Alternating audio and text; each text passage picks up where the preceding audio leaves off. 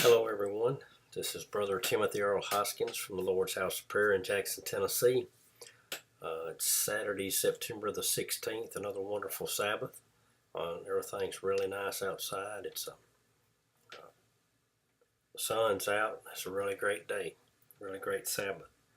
Again, I want to thank everybody for their views and comments on my videos, and I thank you for that. I thank you for your prayers. As you know, I continually pray for all of y'all.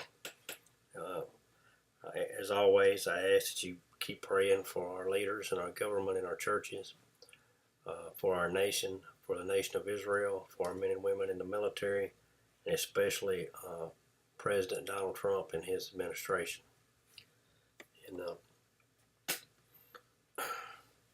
of course, the last video I put up had a lot to do with, where something was coming from. If it was coming from a godly perspective or a worldly perspective, and this is kind of the same thing, because this is what we struggle with is on a daily basis. We have to be in the world, but we don't have to be a part of the world. We don't have to partake of the world's sins or anything like that. And I think that's what causes a lot of people a lot of problems when they're forced to accept something that's wrong. And we need to stand up and do something about that. That needs to change. People shouldn't have to partake in an event or be forced to accept something that they don't believe it goes against their religious beliefs. I mean, it just shouldn't be. But what I want to talk about today is that you cannot take it with you. So, and a lot of times I think we want to get treasures, we want to get riches, we want to have material possessions of this world, in which we can't take it with us. It's not something we can take into heaven with us if we're are headed in that direction. Again, that's a worldly view of looking at your life. It's how much worldly possessions that you have, and it's a lot better to have spiritual possessions, I guess would be a good way to put it. And it says in 1 Timothy, chapter 6 and verse 7, says, "For we brought nothing into this world, and it is certain we can carry nothing out." Okay? And so we didn't bring anything into this world. We're not going to take anything out with us. And I don't have any problem with anybody having a lot of material possessions. I think it all has, or having a lot of money. I think it just depends on what you do with that. If you do it to glorify God, or if you just do it to glorify yourself and get more and more and more for yourself. So we need to keep that in mind. And again, it's always put God first, and then do what's right because it is right. And I think we'll have a lot better relationships with people, and in the world will be a better place. Again, and I put up a video about competition, and I think it's, we have a worldly competition and a spiritual competition. Spiritual competition is for a spiritual crown, and a worldly competition is always to define a winner and a loser, so you can glorify the winner and trash on the loser. I've never really liked that too much. You should try to make yourself individually a better person today than you were yesterday. If you talk to one more person, or you help one more person, or you give money to one more person, or one more charity, or whatever, just try to make yourself a better person today than you were yesterday, and how you treat people, instead of worrying about being a winner or a loser all the time.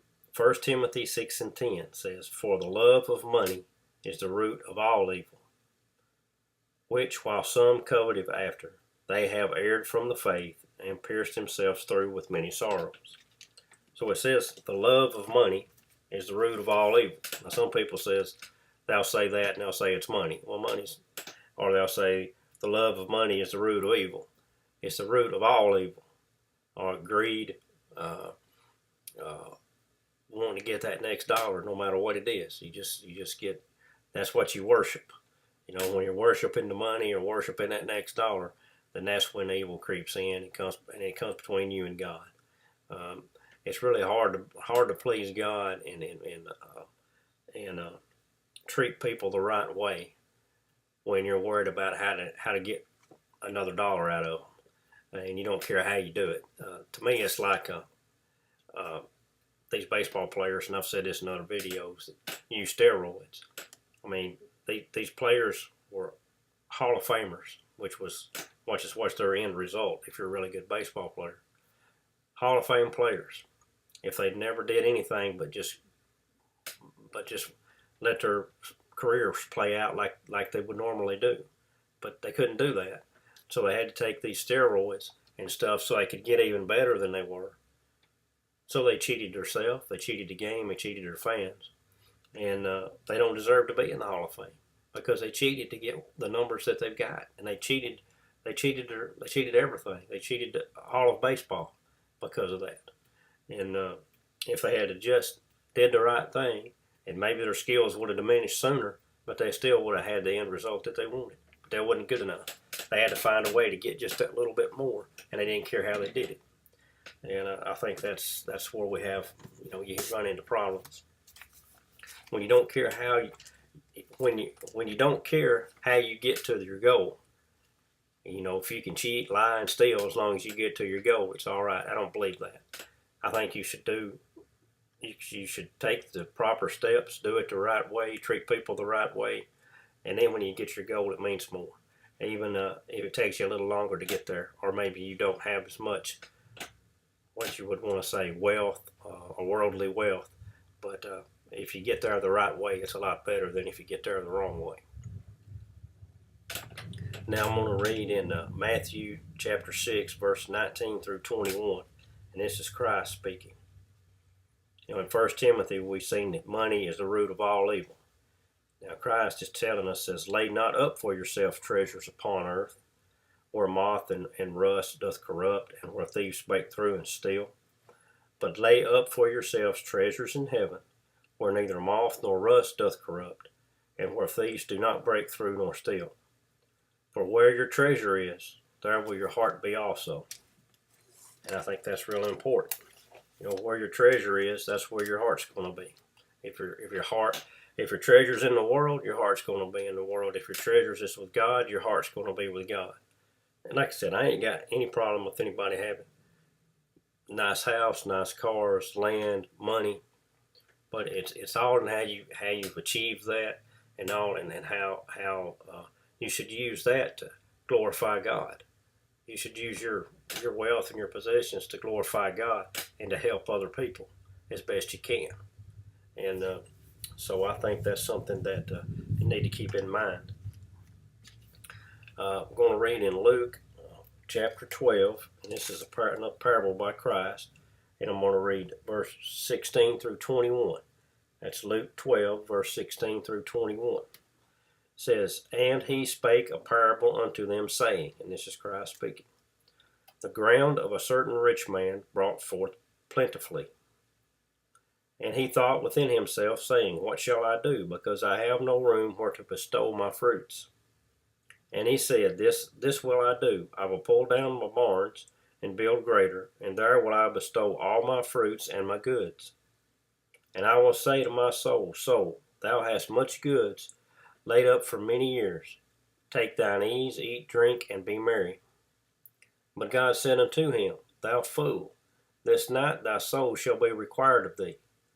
Then whose shall those things be which thou hast provided? So is he that layeth up treasure for himself, and is not rich toward God. So this man laid up treasure for himself, but then his soul was required, or he was going to die. Then who was going to get all the stuff he had laid up? But you should strengthen your soul, strengthen your spirit to God, and put him first. And then, because that's the most important decision you can make.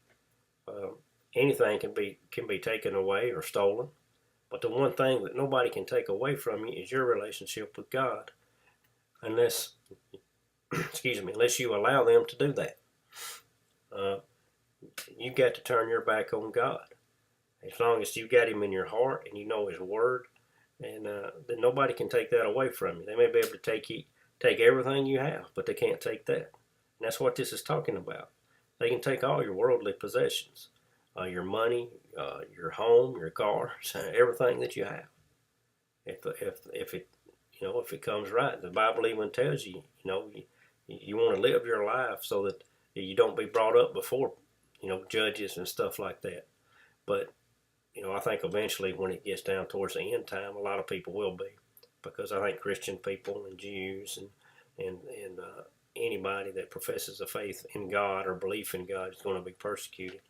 I don't know how far away that is, but I believe it's going to happen. And I believe it's going to happen in this country too. I just hope it's a long way off, and I'm hoping that we can take steps to change that. But I believe that that's eventually going to happen. It tells us in the Bible that it will. I just hope it's a long time off.